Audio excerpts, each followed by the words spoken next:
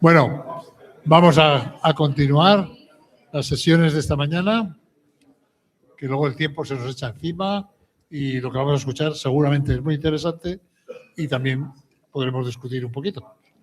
Bien, hoy tenemos, además por primera vez en este seminario, a una gran personalidad de la arquitectura española actual, Ángela García de Paredes, que desgraciadamente no puede hacer, como estaba anunciado, este acto junto con su marido, con Ignacio García Padrosa, porque ellos son la firma García de Padrosa, García Paredes, hacen todo así en la arquitectura.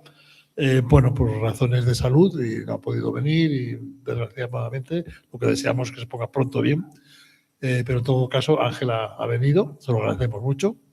Y Ángela, a la cual conozco desde que ella era así.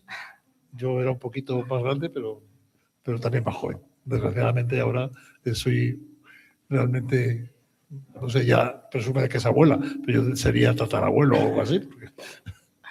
Pero en todo caso, creo que su trayectoria como arquitecta es fantástica, tiene una gran cantidad de obra importantísima de todo tipo, puesto que ella empezó ayudando a su padre, el arquitecto José María García de Paredes, que es autor de los primeros grandes auditorios que se hicieron en este país, como el de Granada, como el de Madrid, como el de Valencia, etcétera. Bueno, ella y su marido han participado en varios de esos auditorios y han continuado después en los de Murcia o Cuenca, que lo terminó, y han hecho otras cosas por su cuenta, naturalmente, aparte de edificios impresionantes. A mí me gusta mucho uno de los más recientes, que es la Biblioteca de Córdoba, por ejemplo, que es un edificio fantástico, o esa magnífica conservación, no sé cómo llamarle, porque no es restauración, pero es abrigar de alguna manera unos grandes mosaicos romanos, que son de lo más importante que se ha hecho en este país en ese aspecto, y muchísimas más cosas, porque Ángela es una mujer que además puede hablar de música perfectamente, porque se llama García de Paredes de primer apellido, es decir, la arquitectura viva, pero de segundo se llama Falla, porque es hija de Isabel de Falla, la única sobrina de don Manuel. Y además, como tal, pues ha participado en la Fundación Archivo Falla, de la cual es vicepresidenta en este momento, me parece, ¿no? Sí, sí. Y, pues bueno, con la música ha estado siempre presente en su vida por razones obvias. Y por eso creo que tiene mucho que decir con respecto a la arquitectura, porque ha hecho arquitectura para música, aparte de para otras cosas, y también porque la música ha estado presente en todo lo que ella ha vivido. Bien, no voy a decir nada porque ya van a ver ustedes que es una magnífica oradora, además de arquitecta y además de todo, porque realmente es una pionera en muchas cosas. Bueno, les voy a decir una cosa que está ahora muy de moda. Es también la primera mujer que entró en la sección de arquitectura de la Real Academia de Bellas Artes de San Fernando. Bueno, no era la primera mujer que entró en la academia, pero sí en la sección de arquitectura, que ha sido la última más renuente a admitir mujeres. Y ahora tiene 2. Y esperemos que van a entrar más también. Pero bueno, en todo caso, creo que ella tiene la personalidad suficiente para no necesitar nada de eso, sino que con su palabra vamos a ver que es alguien que merece la pena y que merece la pena que hable de arquitectura y que hable de música.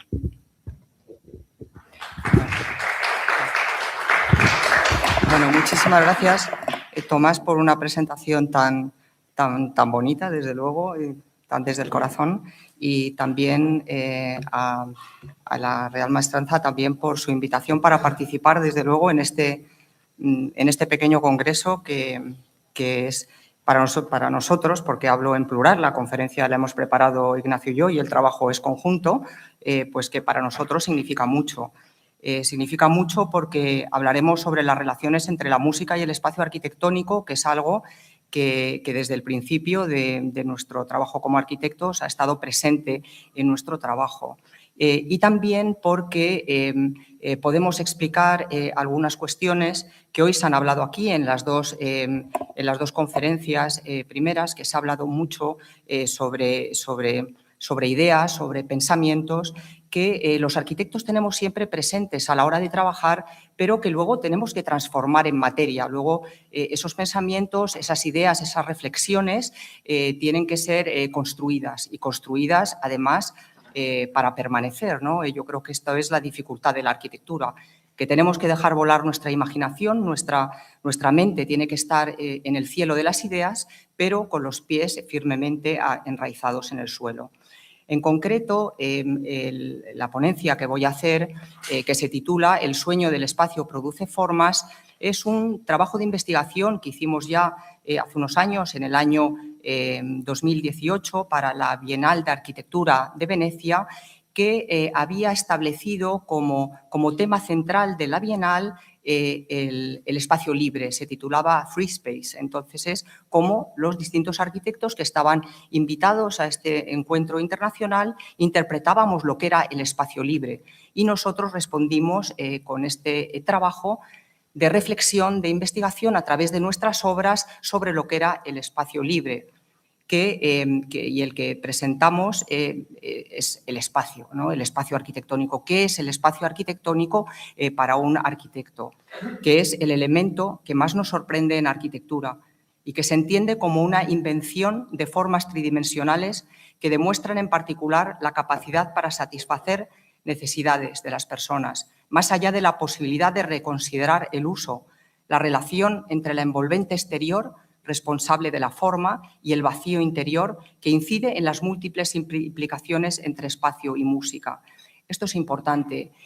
Durante mucho tiempo se ha pensado que la arquitectura es la forma exterior, también que es la materia que la construye, pero que es el espacio. Antes hemos escuchado que el espacio no se ve, que es el aire. Sin embargo, los arquitectos sí vemos el espacio, como veremos ahora en este trabajo, ¿no?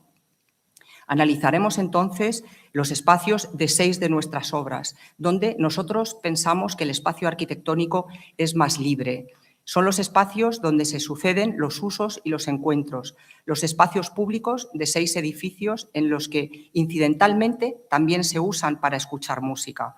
Son espacios los espacios puramente musicales están atados a la tiranía de la geometría del espacio, a la geometría de la acústica.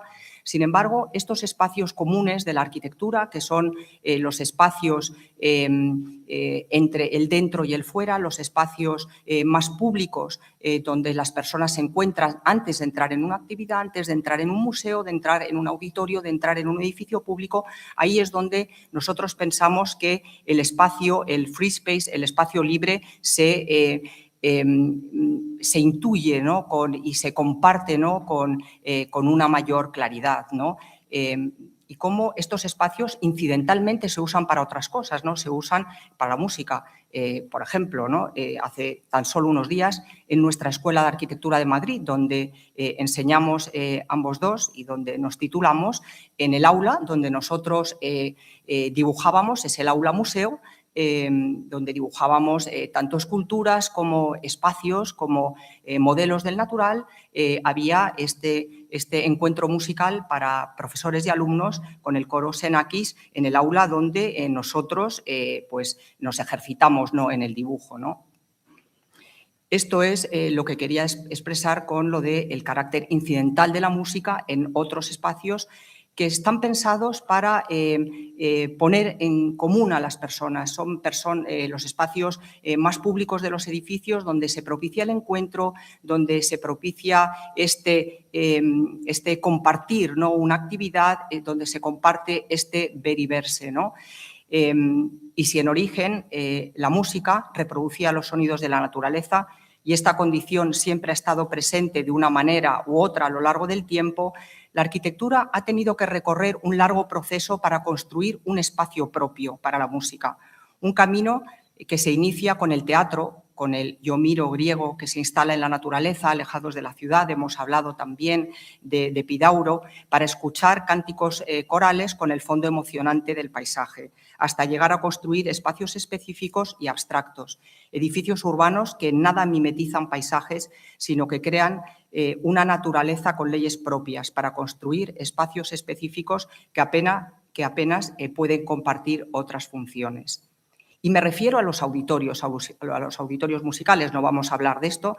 Esto es una secuencia de los auditorios musicales de la tesis doctoral de Ignacio, que precisamente de lo que propugnaba era que el auditorio musical, tal y como lo entendemos, es una tipología del siglo XX, es una tipología nueva que nace en el siglo XX.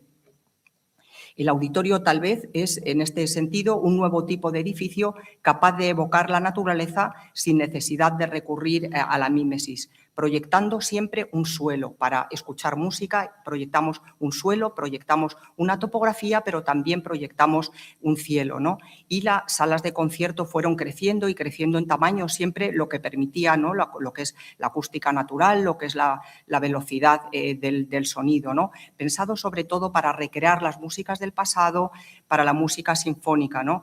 La música que necesita un sonido rico, un sonido completo, natural, una sonoridad acústica y una reverberación alta para envolvernos, ¿no? Para envolvernos en un espacio, para compartir, ¿no? Entonces, el auditorio es un edificio cuya idea conlleva esta compleja herencia de todos los lugares abiertos y cerrados que han alojado la música a lo largo del tiempo.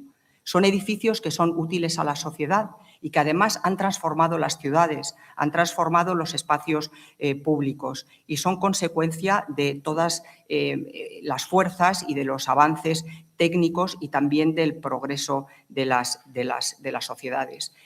Pero esta evolución de los auditorios yo creo que es el tema de otra conferencia, además de una conferencia también muy hermosa. Ahora, sin embargo, prefería hablar de cómo se puede compartir música en espacios que están pensados precisamente para compartirse, ¿no? Aparte de los auditorios, también y en paralelo, ha habido otras iniciativas para abordar la música desde la arquitectura. La música, que en la continua transformación incorporó la música electrónica y los medios tecnológicos como herramientas de producción de sonido y como un útil aliado a la hora de organizar el sonido. Aquí, conocido por todos ustedes, el pabellón Philips en la exposición universal del año 58 en Bruselas fue el resultado de una colaboración única entre arquitectura, música y también música electrónica y también la vanguardia, la luz, las proyecciones. Había en este edificio efímero, proyectado bajo la dirección del gran maestre Le Corbusier, habían más de 300, casi 400 altavoces que emitían cada 8 minutos el poema electrónico cíclicamente para más de 2 millones de visitantes que visitaron, ¿no? Y supo establecer una relación entre Xenakis, que tenía grandes capacidades musicales, músico y arquitecto, con la creatividad musical también de Edgar Varèse, ¿no?, uno de los primeros compositores que intuyó el sonido generado electrónicamente y con las posibilidades de innovación, ¿no?, de los laboratorios Philips.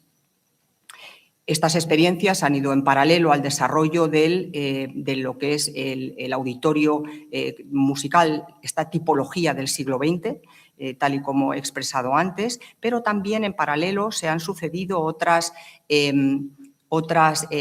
actuaciones, ¿no?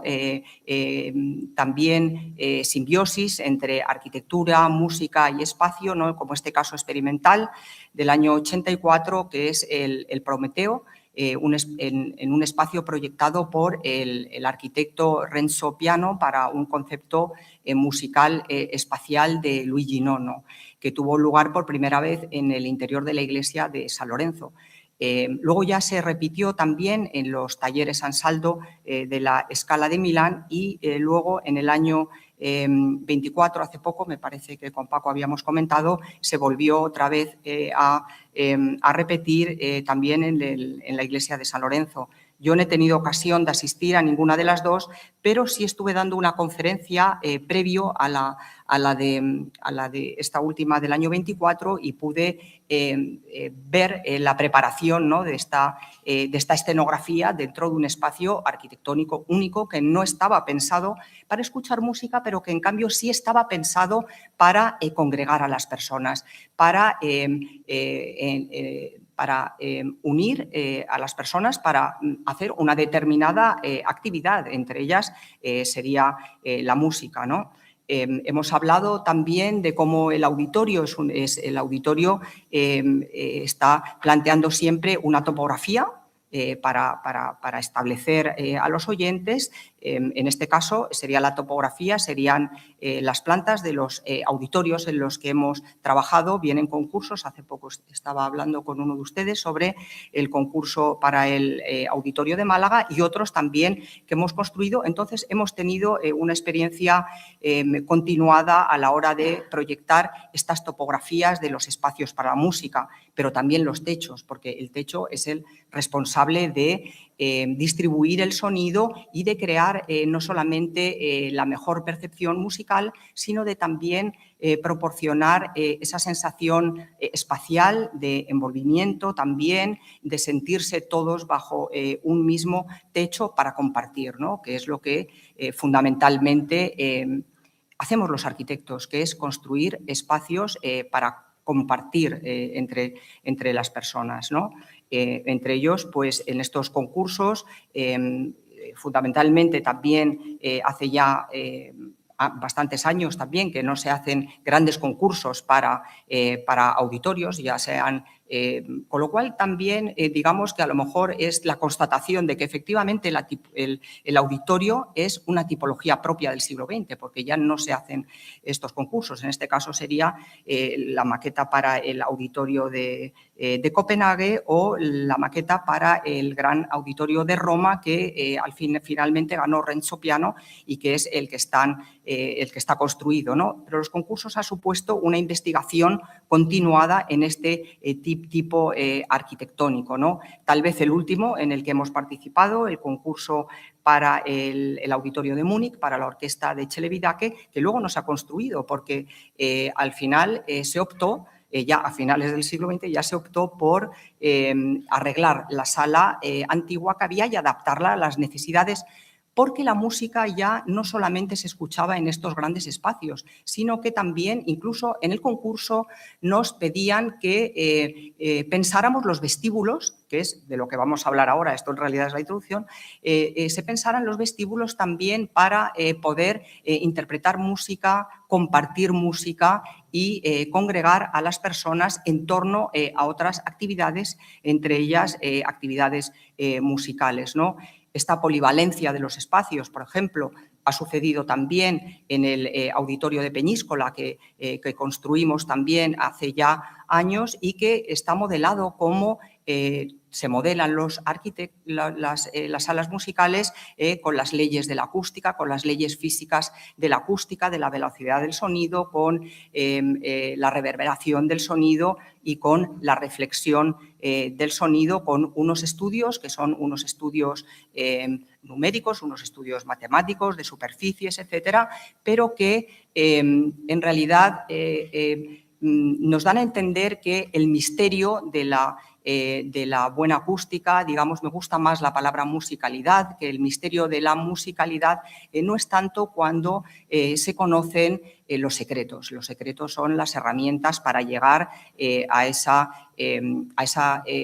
deseada perfección, ¿no? Y también estos espacios versátiles para soluciones distintas, como en el Teatro Valle Inclán de Madrid, con distintas posiciones de sala, con distintas posibilidades de absorción acústica, pueden llegar a hacer que toda la sala sea un gran escenario, que las personas rodeen a los actores o rodeen a los músicos. No hay espectadores, sino que todos participan del hecho musical o del hecho escénico, ¿no? Entonces, ya volviendo al tema que nos ocupa, el sueño del espacio produce forma, que es el trabajo que presentamos a la exposición, a la Bienal de Venecia del año 2018, cómo interpretamos nosotros ese espacio libre, ¿no? Nuestra propuesta cuestiona la condición convexa que tiene el espacio, si fuera posible imaginarlo como un sólido visto desde el exterior. El espacio libre se representa como una homotecia espacial entre las superficies envolventes del espacio convexo, que es el espacio sólido, y el espacio cóncavo, que es el espacio vacío, de 6 edificios públicos construidos por nosotros. Se analizan estos proyectos utilizando este método, en los que el sonido, la luz o el tiempo son cruciales para dimensionar y configurar los espacios interiores. Entonces, ¿cómo trabajamos los arquitectos? Estoy desvelando el misterio. Nosotros trabajamos a través de la sección, porque la planta nos habla de lo que es la organización, pero la sección nos habla del espacio. La sección es la herramienta física, la herramienta matemática, la herramienta con los que los arquitectos trabajamos el espacio, ¿no? Y a través de la sección de los espacios públicos, de los que solo uno verán que es un auditorio, los demás hay 2 museos, hay también 2 bibliotecas, pero todos son edificios públicos y se analizan estos espacios que no eran específicos para escuchar música, pero donde la música se ha adaptado a ellos. Estos edificios, pues ahora los iremos viendo y cómo hemos tratado lo que es el espacio libre, donde incidentalmente también se usa música, pero se usa porque son espacios que están pensados para compartir, ¿no? Para compartir lo que es el espacio. Y el título, ¿no? El título viene, evidentemente, del grabado de Goya, El sueño de la razón produce monstruos. Pedimos el copyright también, por supuesto, para tunear también este precioso grabado de Goya y aquí los volúmenes imaginarios que surgen de la mente del artista rodean la figura dormida o quizá sumida en profundos pensamientos. La misma figura del grabado de Goya. El sueño de la razón produce monstruos, engendra monstruos, pero los volúmenes para nosotros son los volúmenes de los espacios imaginarios de la arquitectura pensados como espacios sólidos. Estos serían los espacios sólidos que en realidad son los espacios vacíos en los que nosotros trabajamos. Pues bien, este pensar en el espacio interior de la arquitectura como la cualidad mayor que los arquitectos podemos aportar a la sociedad, y no solamente en los muros y no solamente en la materialidad y en el objeto arquitectónico o en el monumento, sino en el espacio que nos envuelve, en el espacio que nos rodea, ya fue también iniciado hace tiempo, por ejemplo, con esta preciosa conferencia, La esencia de la creación arquitectónica, pronunciada en la Universidad de Leipzig en el año 1893 por el historiador y teórico del arte August Schwarmasow, que revolucionó la teoría arquitectónica a finales del siglo XIX, al establecer que el espacio interior, que es lo que hablamos, y no el muro ni la estructura sólida, es la verdadera esencia y el objeto de la creación arquitectónica. En un momento dominado por el formalismo, el estilo histórico y la técnica constructiva, Schwarmasow situó por primera vez al sujeto humano, a la persona y a la percepción del espacio. Y ese concepto del espacio en arquitectura persiste hasta hoy. Años después, un arquitecto extraordinario, Luigi Moretti, en los años 50, en la revista Spazio, en el número 7 en concreto, revista que él dirigía, propuso también que el espacio vacío de los edificios, a diferencia del perímetro formal, es esencial para comprender cómo se percibe la experiencia arquitectónica. El espacio como un fragmento del vacío que tiene el potencial de contener sólidos, pero al mismo tiempo es el lugar donde se reflejan los elementos fenomenológicos y dinámicos que influyen en la percepción sensorial. Para Moretti, esto se expresa mediante compresiones y expansiones que ocurren en la secuencia espacial cuando la sección, otra vez la sección, varía en altura o en anchura. Para ello, fabricó, ¿no?, estas extraordinarias maquetas, que son las maquetas del aire, son las maquetas del espacio de las, en este caso, por ejemplo, de la Basílica de San Pedro del Vaticano, que un arquitecto ve. Un arquitecto, cuando está dibujando sus planos y sus secciones, está viendo este espacio, ¿no?, que esto sería como el aire solidificado en este caso, de la Basílica de San Pedro, pero también de otras catedrales barrocas y iglesias de Guarini, ¿no?, hablando del espacio interior, del vacío, ¿no?, que es la razón principal o incluso la razón que surge en el edificio, ¿no?, como lo es, como si dijéramos, la semilla, el espejo o el símbolo más rico de toda la realidad arquitectónica.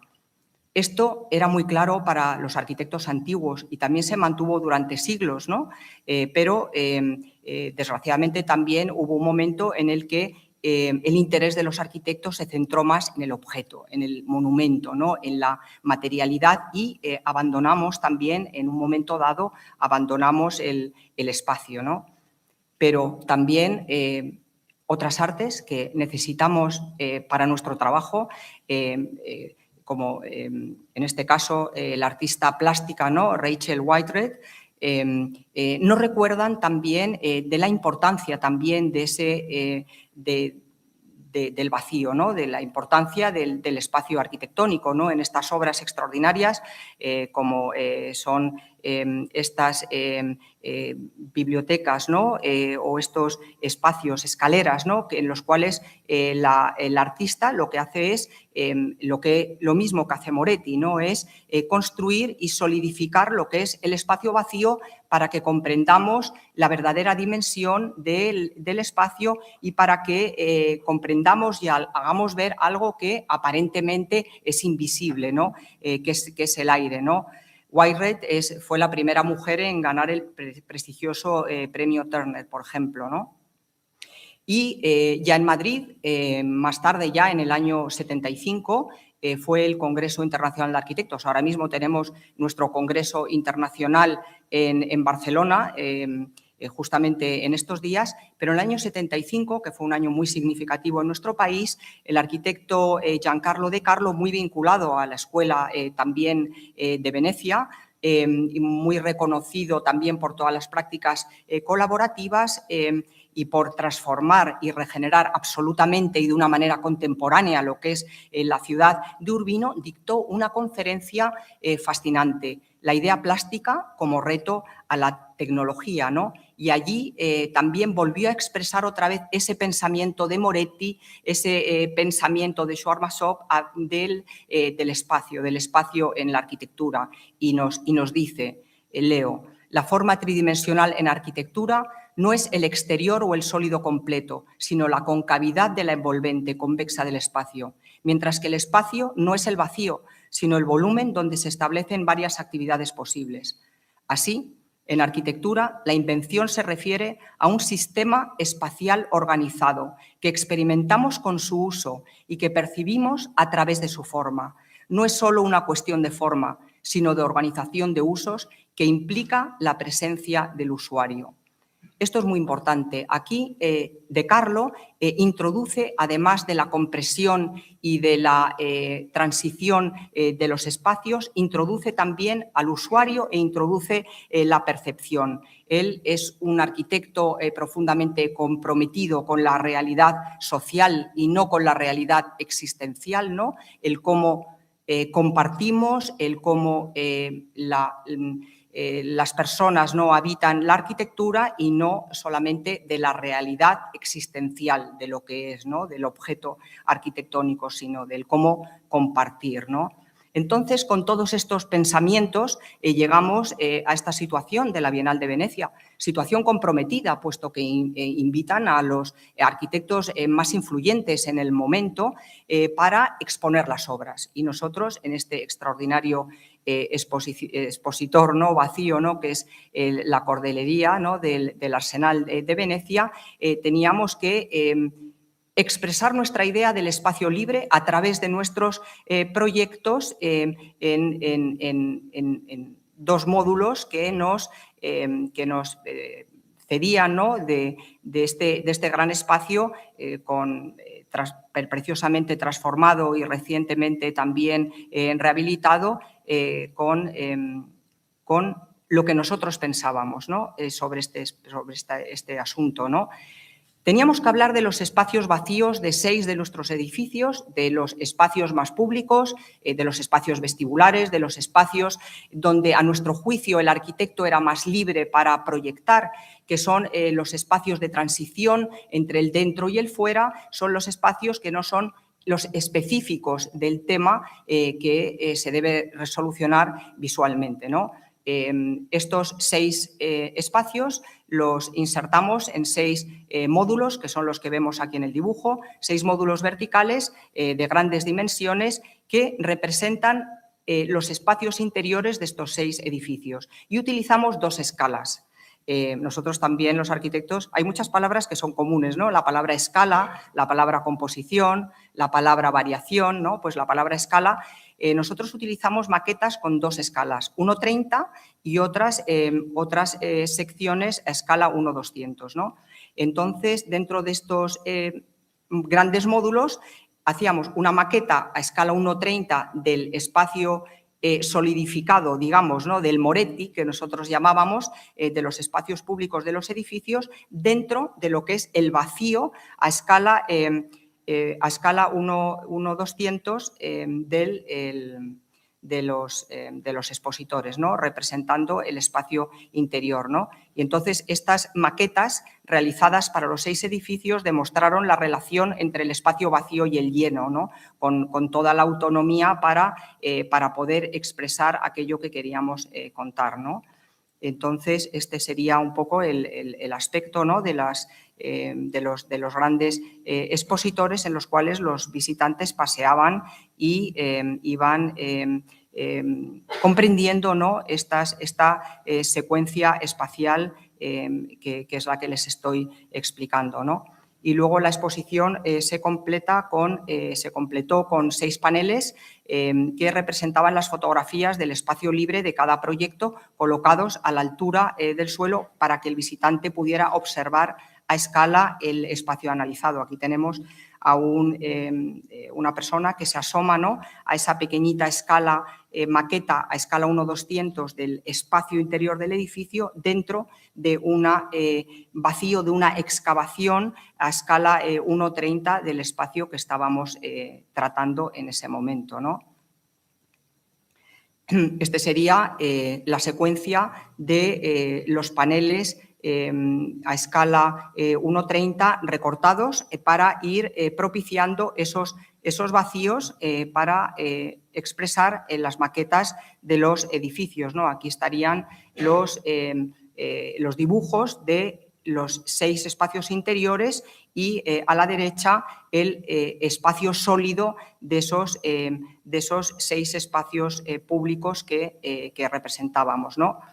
El primero, y ahora no hablaré mucho de los edificios porque lo que me interesaba era hablar sobre la secuencia espacial, ¿no? Y sobre el Moretti de los espacios más públicos de estos edificios. El primero es el Museo Arqueológico de Almería, que es un edificio que alberga una colección extraordinaria neolítica, la colección Siret de las colecciones neolíticas del Argar y de los Millares, y el espacio libre se expresa en la continuidad vertical que va recorriendo todos los distintos niveles. Nosotros habíamos organizado interiormente el edificio en distintos niveles para los distintos estratos de la historia, y esa continuidad espacial, esa libertad del espacio en sección, en altura, que más allá de lo que son las salas de exposición nos interesaban, pues era esta gran escalera que recorría verticalmente un espacio único, pero que sin embargo iba teniendo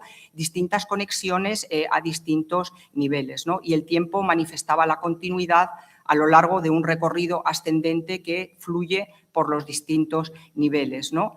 Estos espacios estaban pensados para ese ver y verse, ¿no? de Ortega, ¿no? Y para compartir el espacio y compartir la historia y, como se hablaba también de compartir, pues resulta que se ha venido utilizando también esos espacios para un ciclo también musical que llaman piezas de museo, en la cual recurrentemente pues van también en estos espacios van también usándose para música, como otra de las cosas, ¿no? que se puede hacer conjuntamente, ¿no? Y aquí estaría pues la sección del edificio, esa herramienta con la que trabajamos recurrentemente, ¿no? Y esforzadamente también desde los primeros auditorios para trabajar esa verticalidad y esa sensación espacial de los edificios, y el Moretti resultante de este espacio vertical con la pequeñita maqueta de escala 1:200 insertada dentro del espacio vacío del espacio vestibular del Museo de Almería. El segundo edificio es la Villa Romana La Olmeda, a la cual Tomás Marco se ha referido, que es un espacio que en realidad interpreta una gran villa romana del siglo IV. no es una reconstrucción, no es una restauración, puesto que allí solamente teníamos el plano horizontal, teníamos los extraordinarios mosaicos en medio de un paisaje increíble en el río Carrión de Choperas, un paisaje intocado. Probablemente sería el mismo paisaje de aquel rico terrateniente rural del siglo IV que construyó esta gran villa para su uso personal, pero teníamos el plano horizontal y no teníamos para nada ninguna noticia sobre ese plano vertical que a nosotros tanto nos interesaba. No había, pues, posibilidad, aunque algunos historiadores sí tenían la idea de reconstruir espacios ideales, pero bueno, esto es ya otra cuestión a discutir, ¿no? Sobre cómo Viollet-le-Duc, por ejemplo, pues reconstruye espacios ideales, pero que yo afirmo que son inventados la mayor parte de ellos, puesto que no tenemos, ¿no? Nosotros teníamos como arquitectos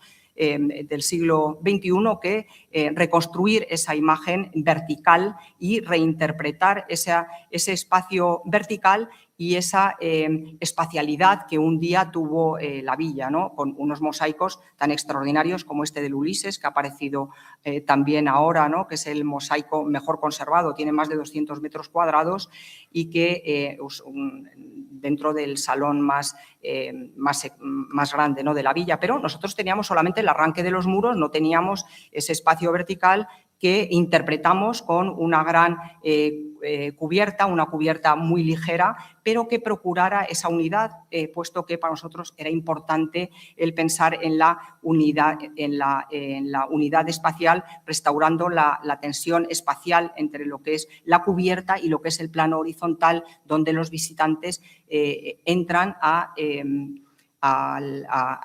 disfrutar, ¿no? de estos extraordinarios mosaicos. Yo creo que se consigue, puesto que los visitantes, cuando llegan, por supuesto, admiran los mosaicos, los pueden ver de cerca, están iluminados, hay una pasarela de madera que va recorriendo, pero miran también arriba. Si miran arriba es que estamos transmitiendo, ¿no? el valor de la espacialidad y el valor también que tuvo en su día el espacio de una gran villa, que no simplemente es una alfombra tendida en el suelo, y con las herramientas propias de la arquitectura y con las herramientas propias también de un arquitecto del siglo XXI, ¿no? Con una arquitectura de nuestro tiempo, ¿no? También este espacio se utiliza para música, ¿no? Hacen conciertos, unas jornadas que ellos llaman de arqueomúsica. Ellos hablan también, no hemos podido estar, pero tenemos alguna pequeña grabación de este instrumento, el hidraulis, ¿no? Que es un órgano hidráulico, no sé si es también una invención a lo Viollet-le-Duc, luego ya los músicos me dirán, ¿no? Pero están muy contentos con estos conciertos, con este órgano de agua, ¿no?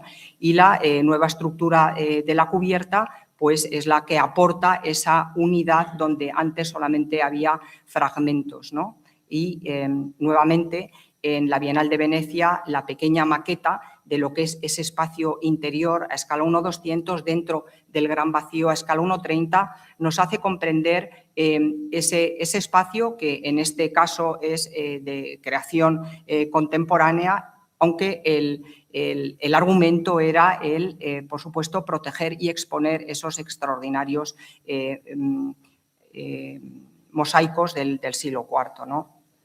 En el Museo de Almería, que sería la tercera obra, el museo en la Biblioteca de Ceuta, que sería la tercera obra, es un edificio que como uso fundamental pues es el uso de biblioteca, pero sin embargo incorpora la excavación de una ciudad meriní del siglo XIV que se integra dentro del espacio de la biblioteca, compartiendo espacio, ¿no? Y compartiendo distintos tiempos. Era una excavación que estaba pensada para estar en el sótano, ¿no? Como muchas veces solamente para los estudiosos, ¿no? Estar en el sótano y poder estudiar los restos del pasado. Sin embargo, nosotros lo incorporamos al interior y lo incorporamos a los espacios de lectura de la biblioteca, y desde todos los espacios de lectura se puede ver, ¿no? Este centro arqueológico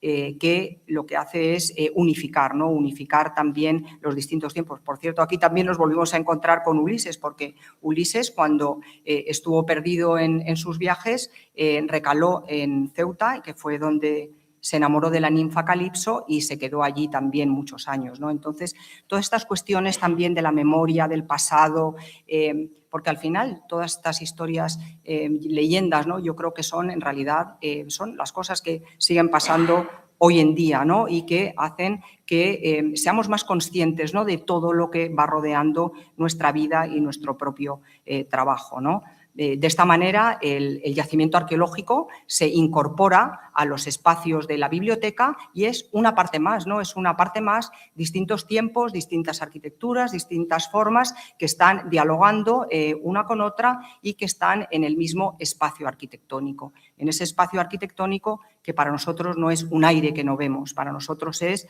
esa forma, ¿no? Ese Moretti que hace que sea un lugar en el cual pueden sorprender muchas cosas y que puedan suceder, además, cosas tan inesperadas, ¿no? Como pueda ser la música. Resulta que esta montaña de tierra y de restos arqueológicos, que es otra historia, es una ciudad meriní del siglo XIV, cuando los musulmanes saltaron el estrecho de Gibraltar, impulsados por los cristianos que los iban acosando, ¿no? Y tuvieron que saltar y construyeron una ciudad, pues igual que hubieran construido una ciudad en Andalucía, ¿no? Y esta enorme masa de ladrillo y de tierra pues tiene una capacidad absorbente de sonido que es verdaderamente increíble, ¿no? Y de cambio de la sonoridad de ese espacio absoluta, ¿no? Entonces, esta experiencia pues, ha sido utilizada por los directores de la biblioteca, que a mí me parece también muy hermoso cómo la arquitectura puede también romper barreras, porque han hecho unos encuentros entre los conservatorios de Ceuta y de Tetuán, con lo cual es muy difícil pasar la frontera de Marruecos a Ceuta, pero sin embargo, cuando se usa para todos estos encuentros de los niños que van tanto a Tetuán como a Ceuta a interpretar música, pues las fronteras se abren y las fronteras dejan pasar con toda naturalidad, dejan pasar lo que es la cultura y la música.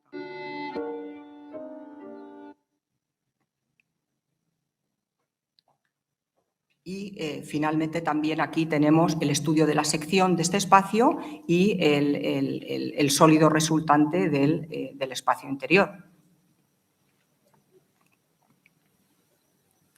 Este sería el único auditorio que presentamos en la Bienal de Venecia, que es el auditorio de Lugo, que tiene una poderosa condición topográfica, está en una ladera que mira al Miño y que en un interior con una disposición lineal, esta sería la fachada a modo de galería gallega que mira al río Miño, a la cual acometen las salas, ¿no? Hay dos salas, una sala de 900 y otra de 300 plazas, que es muy bonito porque están apoyadas directamente en la topografía del terreno, o sea, no es un sistema estructural que construye una topografía artificial, sino que están apoyadas directamente en la ladera, en el perfil natural del terreno, ¿no?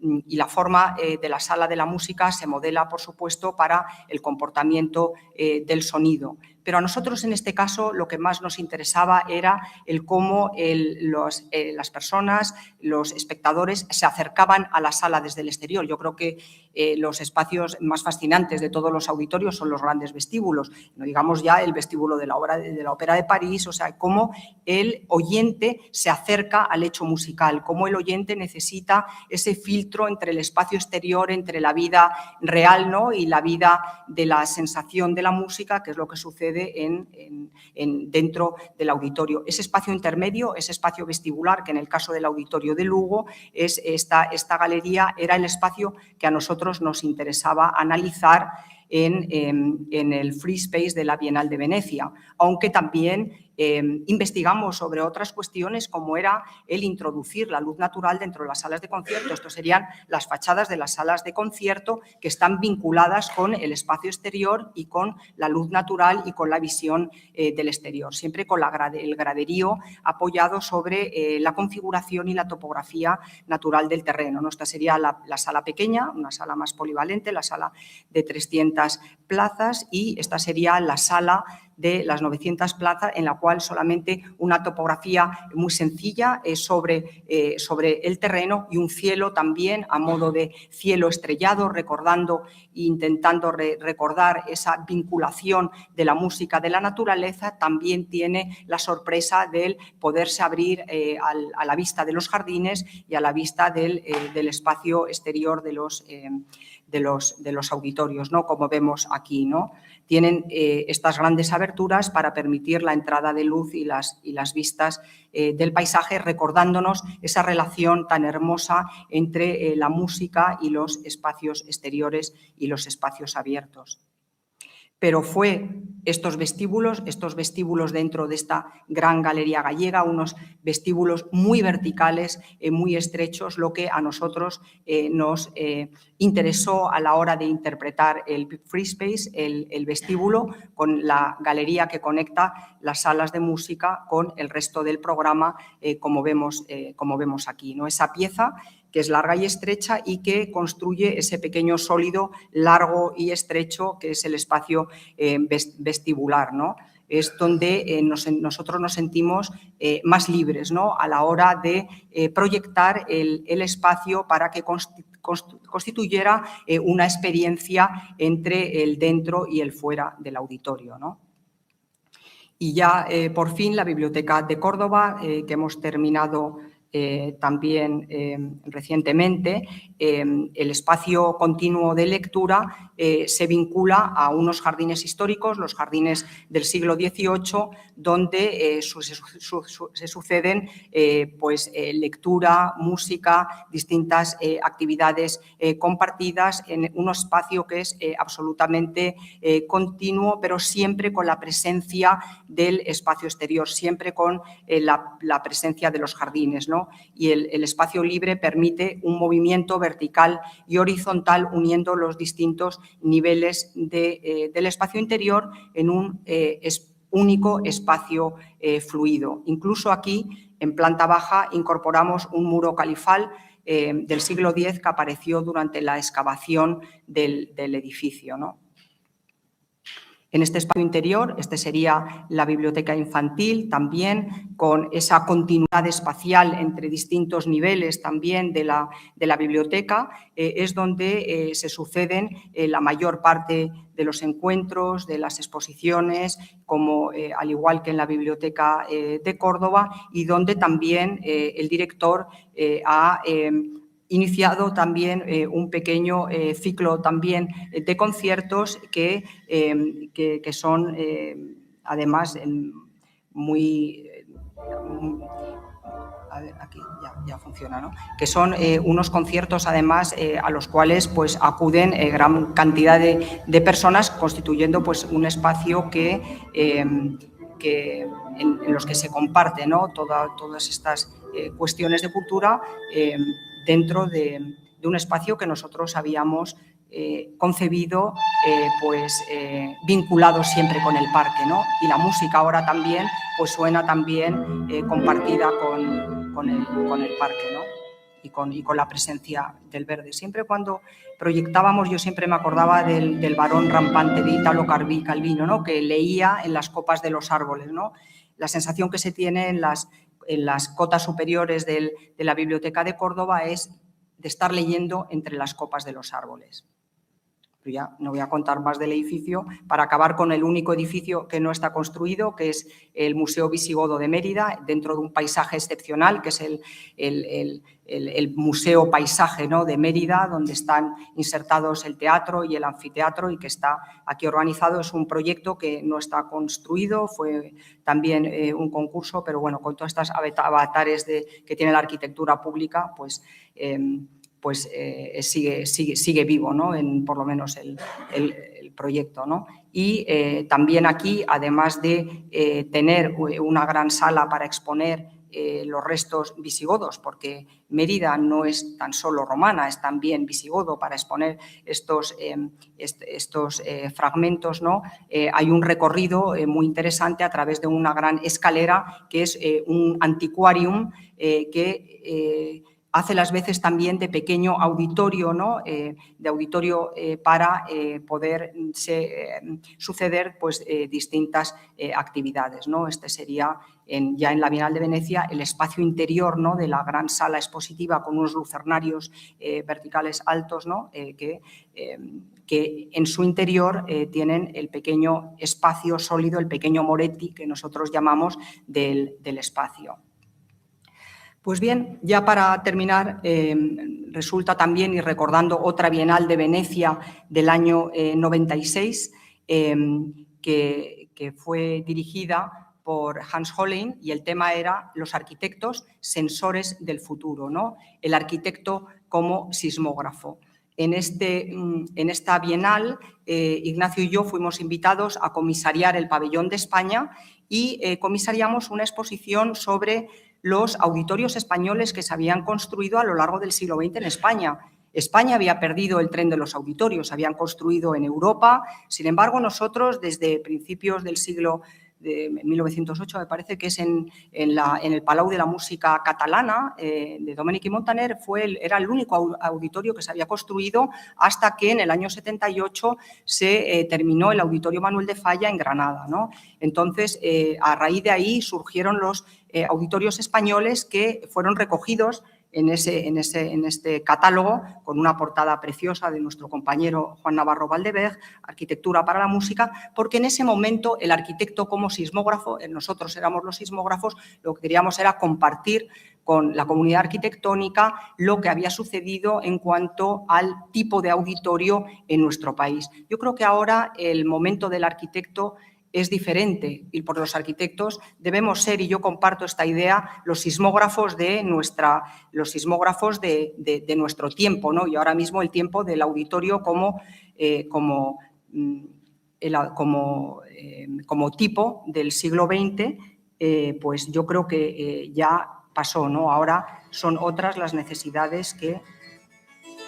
Aquí ya aparece que las necesidades que la sociedad tiene o que la música tiene para la audición de música, ¿no? Con este pequeño vídeo, ya para terminar, decir que en el sueño del espacio produce formas, al analizar los espacios de nuestras obras y verlos desde fuera como un sólido, nos preguntamos si es posible encontrar en estas nuevas formas otras arquitecturas independientes de aquellas que las generaron y también asumir la no especificidad de los espacios proyectados para las que muchas acciones son posibles, entre ellas la música, que ya coloniza todo nuestro entorno, individualmente, bien desde unos auriculares o colectivamente compartiendo el espacio arquitectónico. A nosotros nos interesa el colectivo, porque nos interesa el espacio arquitectónico. Está luego la intimidad de cada uno, ¿no? Con sus auriculares, ¿no? Porque la disolución del espacio musical convencional, pregonado por el pabellón Philips en el pasado siglo, no ha impedido hoy que siga vivo para el arquitecto el reto del proyecto y la construcción de espacios para la interpretación en vivo. Hoy conviven experiencias musicales totales, imagen, luz, movimiento, ocupando todo tipo de espacios públicos, como hemos visto insospechadamente, ¿no? Cerrados o bien también al aire libre, con la voluntad de conseguir espacios capaces de crear la intimidad y las condiciones ambientales que hagan posible recrear tanto música del pasado en una especie de museo que siempre es vivo. La música del pasado siempre es vivo porque la recreamos también continuamente, como también propiciar nuevas formas de creación musical. En el siglo pasado, el ingeniero acústico Leonard Beranek, en los años 50 adelantaba en tono pesimista que en los próximos años escribía, puede enfrentarse el arquitecto con necesidades acústicas inexploradas hasta la fecha. Quizá con el tiempo la música se ejecute raramente en una sala de conciertos, ya que grabaciones estereofónicas y pantallas gigantes podrían suplantar el concierto en vivo. Si la música puramente electrónica llegara a afirmarse, hasta el intérprete, la orquesta y la sala de conciertos podrían ser eliminados.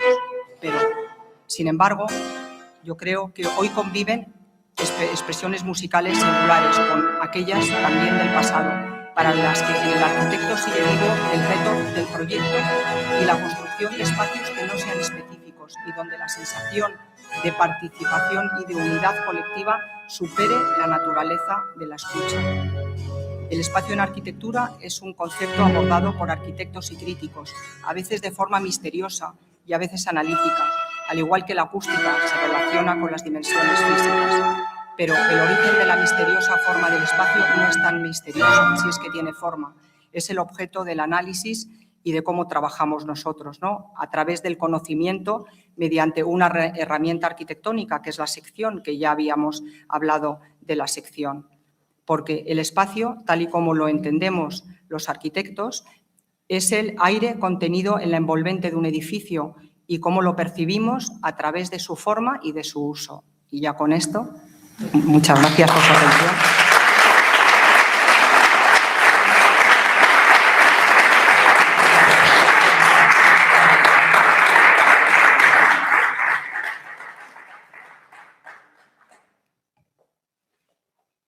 Pues muchas gracias, Ángela, por esta magnífica exposición. Y antes de que te pregunten algo, sí te quiero aclarar una cosa que te va a tranquilizar, porque creo que sospechas lo mismo, que es que el hidráulis que nos has enseñado es un invento absoluto. Es un invento. Nadie sabe cómo era un hidráulis. Pero atrae visitantes. No, hay muchísima literatura sobre el particular de la época clásica, sobre todo de Hierón, que era el que los fabricaba en Alejandría, pero no ha quedado vivo ninguno, ni nada, ningún resto de él. Así que no sabemos de verdad cómo era, ni mucho menos cómo sonaba. Que han hecho un hidráulis, vale, pero no quiere decir que fueran así en origen. O sea, que no solamente los historiadores inventan, sino que los músicos inventan también. Inventa todo el mundo, sobre todo si se puede cobrar entrada. ¿Preguntas?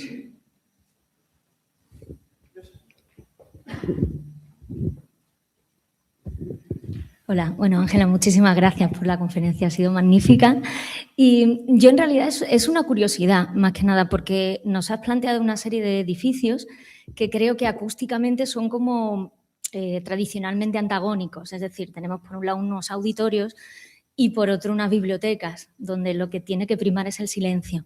Entonces, acústicamente, no sé cómo os planteáis el hecho de, bueno, quiero hacer un espacio en el que también sea una especie de museo, donde vea, pero que prime el silencio, pero al final lo que nos has mostrado es que hay realmente música en el edificio. Entonces, acústicamente no sé cómo se plantea eso, me imagino que es un reto importante, ¿no? Bueno, voy respondiendo, sí. Sí, claro, lo que dices es cierto. Entonces, estos espacios no estaban pensados para la música, pero se hacen en espacios en los que sí podía haber ruido ambiental, llamémosle ruido ambiental. Es decir, en la Biblioteca de Córdoba es la sala infantil, que está en contacto con el parque y con un graderío donde también hacen pues, muchísimas actividades, y es un espacio en el cual puede haber ruido porque es donde habitualmente están los niños, ¿no? Entonces, está absolutamente aislado tanto de la entrada como de las salas de lectura de los mayores que están arriba, muy aislados. De hecho, una de las cosas que a mí también me da un poco de pena es que siempre abrir las ventanas para escuchar también las hojas de los árboles, porque es que la sala está literalmente metida en las copas de los árboles, ¿no? Pero hay un silencio absoluto, ¿no? O sea, las condiciones funcionales de la arquitectura son muy serias. Cuesta mucho dinero, cuesta mucho esfuerzo y tiene que funcionar. En la biblioteca de Ceuta sucede lo mismo. El espacio del yacimiento, los espacios que vuelcan al espacio del yacimiento son también los espacios de la biblioteca infantil, de la zona de hemeroteca, y que además son espacios que son muy fácilmente, que están absolutamente cerrados, ¿no? a las salas superiores donde, por supuesto, tiene que primar el silencio absoluto. Claro. Bueno, es la ocasión de felicitaros a ti y a Ignacio por un trabajo tan admirable en una constante de tiempo, son ya décadas en las que vais interviniendo en un contexto, además, sociológico, cultural, que ha hecho que se asocie a un teorema que una ciudad debe tener un museo de arte moderno y un auditorio. Allí los arquitectos os habéis distribuido las oportunidades y hoy formáis un club que vamos a llamar Selecto, que administra determinado tipo de beneficios.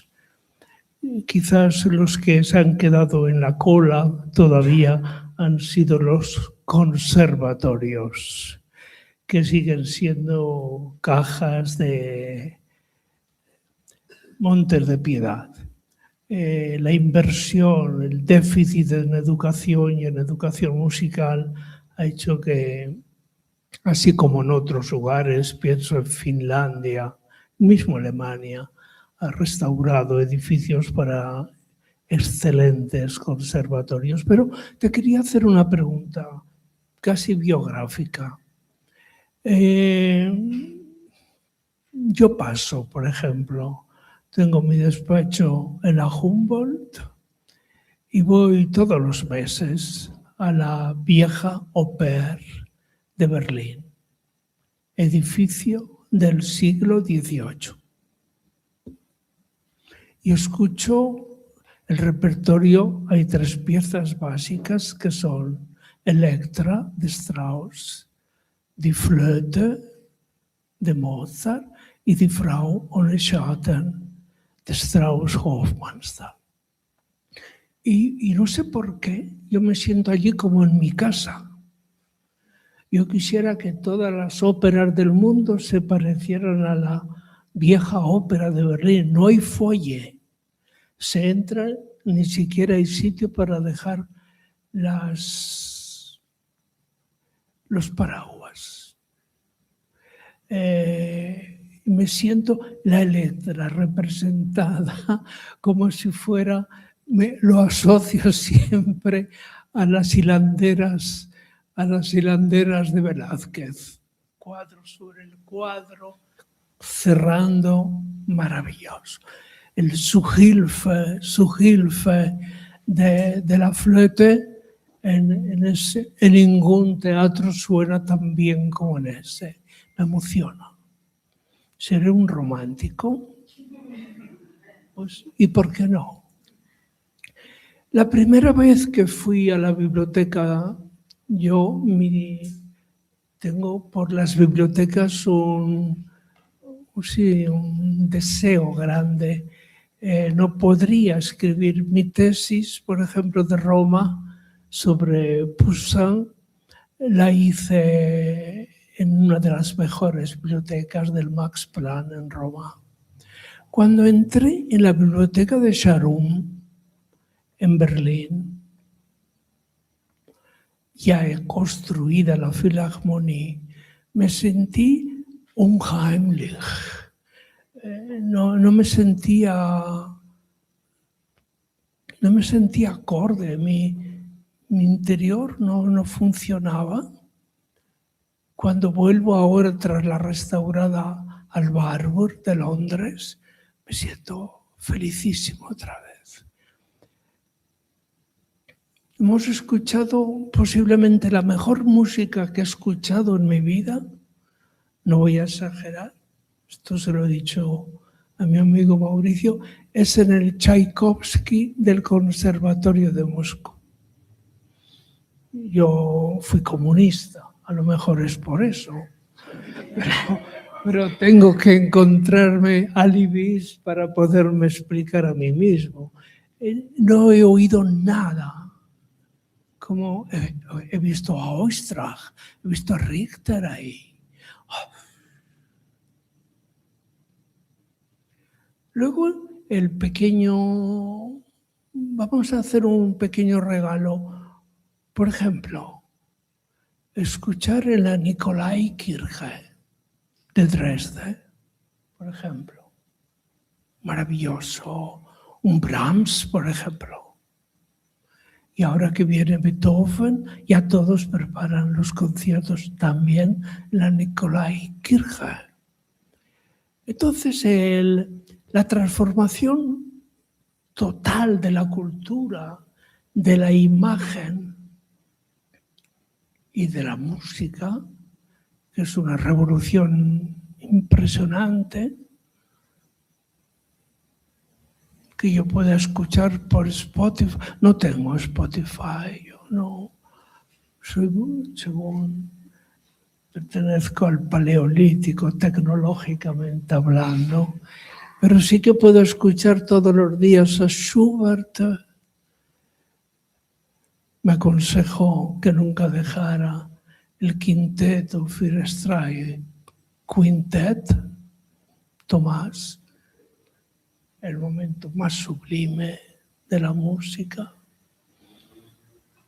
¿Qué te cuento? Es un tema complicado porque la educación del público es un elemento que se ha ido vaciando.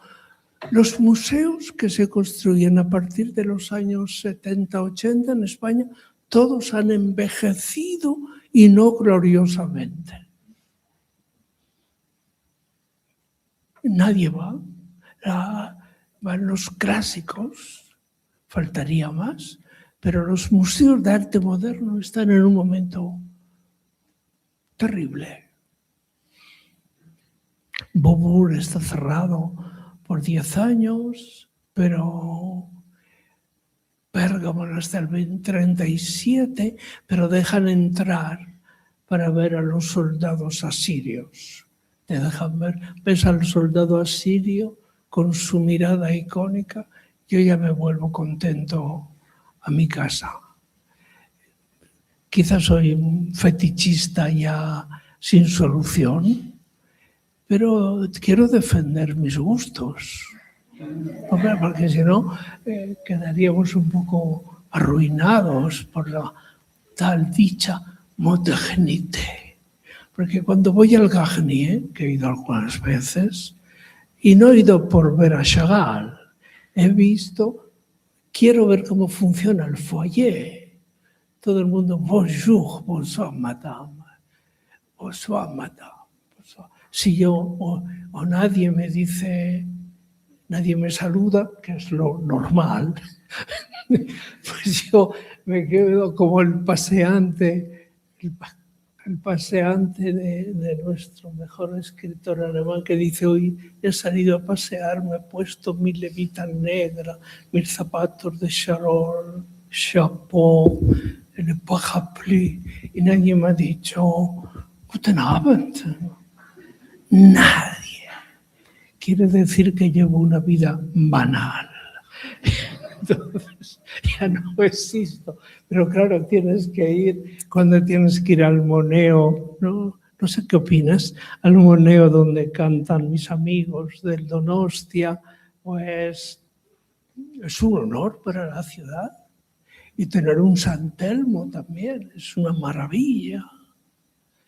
En fin, de gustos. ¿Se nota que ha llegado la hora del aperitivo?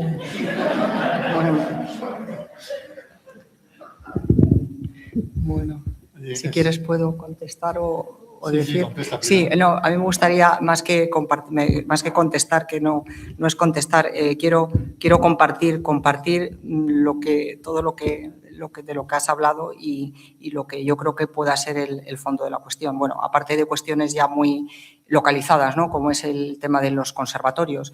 Realmente, yo creo que el único concurso que hemos hecho para un conservatorio fue para el Conservatorio de Coimbra, que no ganamos, pero que efectivamente han salido pocos concursos para conservatorios y en realidad todo lo que son edificios, que son lo que es el germen de la enseñanza, pues es fundamental, porque de ahí es de donde nace, ¿no? de donde nace el futuro, ¿no? Pero respecto a añoranza, digamos, o al bienestar, ¿no? Bienestar de los edificios del pasado, yo lo comparto. Comparto que las arquitecturas pasadas son arquitecturas que han llegado hasta hoy y que tienen que ser puestas en uso y que tienen que ser adaptadas y que tienen que ser actualizadas, porque la manera que tenemos nosotros ahora mismo de funcionar, de vivir, es distinta de la que había en el siglo XVIII. Sin embargo, son extraordinarios edificios en los cuales uno se siente bien y que siguen funcionando maravillosamente bien, no digamos musicalmente, ¿no? Las grandes salas del pasado, la Musikverein de Viena, son edificios que siguen funcionando, pero que sin embargo necesitan una mirada actual del arquitecto, ¿no? En ese sentido, y en realidad es lo que con nuestros alumnos venimos trabajando durante bastantes años, es en concienciarles que los arquitectos del futuro, si vamos a ser sensores, ¿no? Como Hans Hollein en aquella Bienal de Venecia, si vamos a ser sismógrafos, ¿no? Pues los arquitectos del futuro no van a trabajar la mayor parte de las veces sobre nuevo. Yo creo que no voy a construir ni un museo ni un auditorio, voy a transformar lo que ya existe y nosotros les estamos preparando para transformar lo que ya existe, para usar los edificios del pasado, no solamente una ruina arqueológica, edificios obsoletos, incluso edificios abandonados, para actualizar, para mitigar aquellas debilidades que tengan edificios del pasado. Bueno, has hablado de la Biblioteca Eixarún, a mí es que me parece un edificio extraordinario, pero sí que es cierto que tiene esa semilla de lo que la biblioteca suponía en aquellos momentos. Las bibliotecas eran espacios para estar con los libros, para ser usados de una manera distinta a cómo se usan ahora, de una manera más íntima, ¿no? En las bibliotecas ahora mismo se tiende a tener espacios más localizados, más íntimos, pues para tener una relación más próxima, ¿no? con la lectura. Y todas esas cuestiones yo creo que son absolutamente posibles en la arquitectura y, desde luego, el trabajar con los edificios del pasado, no para, digamos, ni destrozarlos, ni tunearlos, ni cambiarlos, pero para adaptarlos y hacerlos más útiles para que estemos mejor, ¿no? O sea que, en ese sentido, al revés, yo creo que añorar lo del pasado es bueno tomar nota para que cuando te venga un arquitecto que te vendrá a decir ¿qué piensas sobre esto? Son las notas que hay que tomar para dar forma. Como empecé la conferencia, nosotros al final damos forma, ¿no? a las ideas, ¿no? a través de herramientas que son muy técnicas, quizá. Pero me ha gustado. Última pregunta, porque a las dos teníamos que haber cerrado y son 5. Seré breve. Mi pregunta es práctica. Siento, señor Jarauta, interrumpirle en su tono soñador y elegante en sus disertaciones, todas interesantes. Yo voy a preguntar algo práctico a Ángela. Veo el auditorio de Lugo. Es nuevo, recién construida. ¿No tiene barandillas para la escalera para bajar? Vamos por unas escaleras así en donde no hay donde apoyarse. ¿O eso no lo hace el arquitecto? Sí. A ver, sí, el arquitecto hace todas esas cuestiones, pero se refiere a la sala. Sí. En la sala. No, realmente barandillas hay que ponerse toda una normativa de evacuación, de espacios públicos, etcétera, ¿no? Y hay que ponerlas con determinado tipo de pendiente, ¿no? Pero cuando es un graderío con una pendiente que no es empinada, ¿no? Como es la sala principal, no son necesarias, o sea, no son obligatorias. En el resto, pues evidentemente sí, en todo lo que son protección, ¿no? O sea, todo lo que es la seguridad de uso, todo esto está controladísimo, todo eso, sí. Vale, gracias.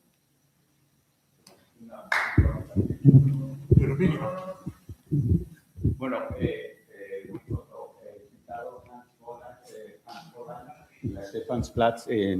citado Hans Hollein en el Stephansplatz en Viena, el famoso Haas, el edificio que dialoga justo enfrente de la catedral, ¿no? De la Stephansdom, ¿no? Es un ejemplo también construido en el 85, difícil diálogo, ¿no?, entre el pasado y el presente. Y respecto a la sensación de Harauta de Unheimlich en la biblioteca de Scharun en Berlín, Unheimlich es como lo siniestro, y está el famoso libro de 1919 de Sigmund Freud, Das Unheimliche, traducido como lo siniestro. Gracias y enhorabuenísima, Ángela. Muchas gracias. Gracias. Bueno, esta tarde a las 8:30 concierto y mañana aquí a las 10.